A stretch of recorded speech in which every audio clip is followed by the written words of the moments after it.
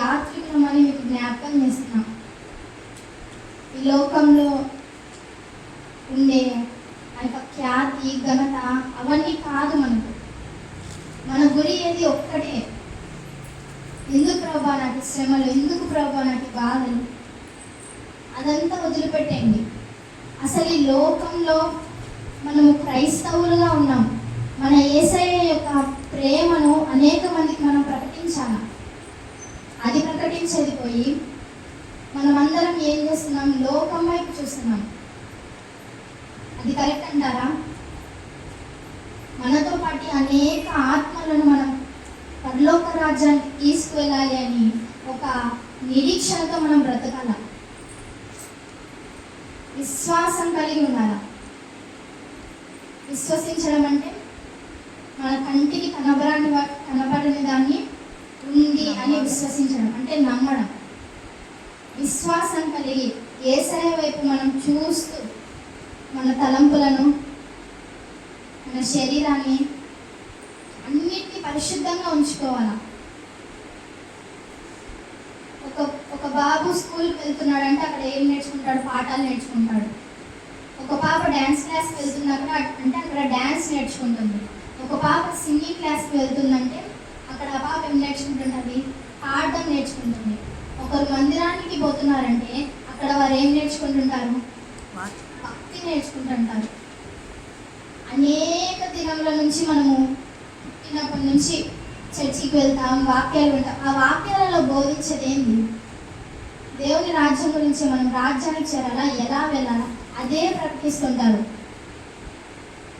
మనము ఇంత విని యేసయ్య మన్నాల గురించి తెలిసి ఇంకా సంపూర్ణంగా మనము యేసయ్యను ప్రేమించలేకపోతే యేసయ్య రాజ్యానికి మనం చేరుతామా లేదా అని మనకే మనం డౌట్గా ఉంటే ఇతరులను మనము ఎలా రక్షించగలుగుతాం? ఇతరులను మనము ఎలా ఇతరులకు నా దేవుడే నిజ దేవుడు, నా యేసయ్యే నిజ దేవుడు, యేసయ్యను నమ్ముకుంటే పరలోకం లేకపోతే నరకం అని ధైర్యంగా మనం ఎలా ప్రకటిస్తాం? మనల్ని మనం పరీక్షించుకున్నాం సమయాన.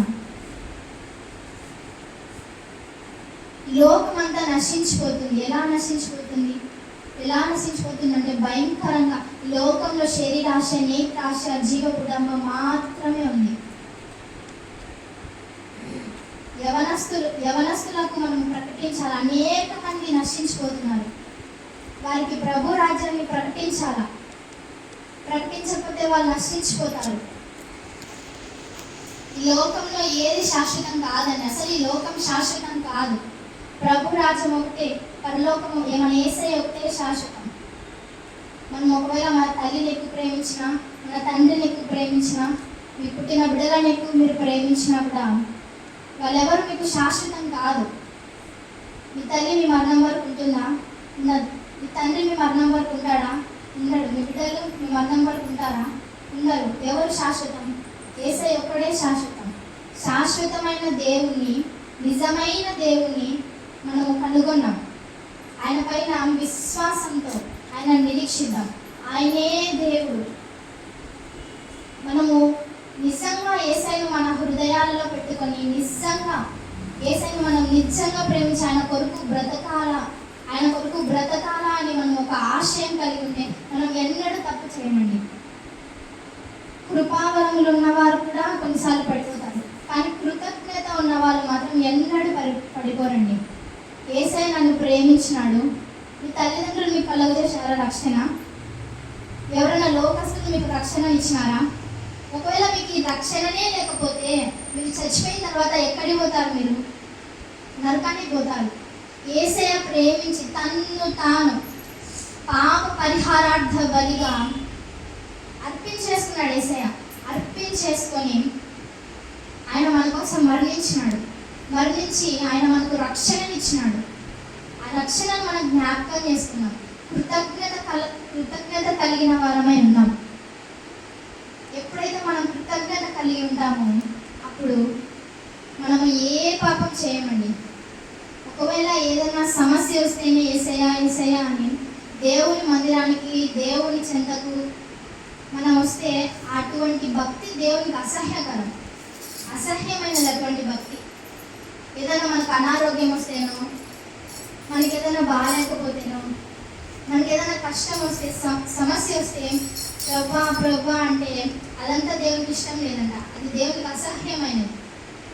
నిజమైన భక్తి, నిజమైన భయం మనం దేవుని ఎడల కలిగిన ఎడల దేవుడు మనల్ని రక్షిస్తాడండి. దేవుడు మనల్ని చూస్తాడు. నిజంగా మనం ప్రభు కొరకు బ్రతుకుతున్నామా? అనేక దినాలు, అనేక ఆదివారాలు మనము చర్చిలలో వాక్యం వింటున్నాం. ఆ వాక్యంలో మనకు వాళ్ళు ఏమని బోధిస్తున్నారు చెప్పండి? ప్రభురాజ్య సువార్తే కదా, ఆయన రాజ్యం యొక్క సువార్తే కదా. ఒక దినాన ఆయన మేఘారుడిగా వస్తాడు మధ్యాకాశానికి. మధ్యాకాశానికి వచ్చినప్పుడు ఒకవేళ మనం మృతులమైతే ఎత్తబడతాం, పరిశుద్ధులమైతే ఎత్తబడతాం. ఒకవేళ మనం అప్పటికి సజీవులుగా ఉంటే ఎత్తబడతాం. అదే ఒకవేళ మనం పాపులుగా ఉంటే విడవబడ్డ బహుఘోరం, నరకం బహుఘోరం.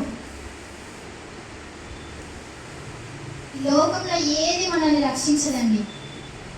ఎవరి విశ్వాసం వారిదే, ఎవరి విశ్వాసం వారిదే. ఒకవేళ తల్లి తన బిడ్డలను రే ప్రార్థన చేసుకోరా, ప్రార్థన చేసుకోరా, ప్రార్థన చేసుకోరా అని చెప్తాది. తన తల్లి ఉన్నంత వరకు ఆ బిడ్డను విశ్వాసంలో నడిపిస్తుంది ఆ తల్లి. ఒకవేళ ఆ తల్లి చచ్చిపోతే ఆ బిడ్డ యొక్క విశ్వాసం ఇది, ఎవరి విశ్వాసం వారిదే. నిజంగా మీరు యేసే నా దేవుడు అని విశ్వసించండి.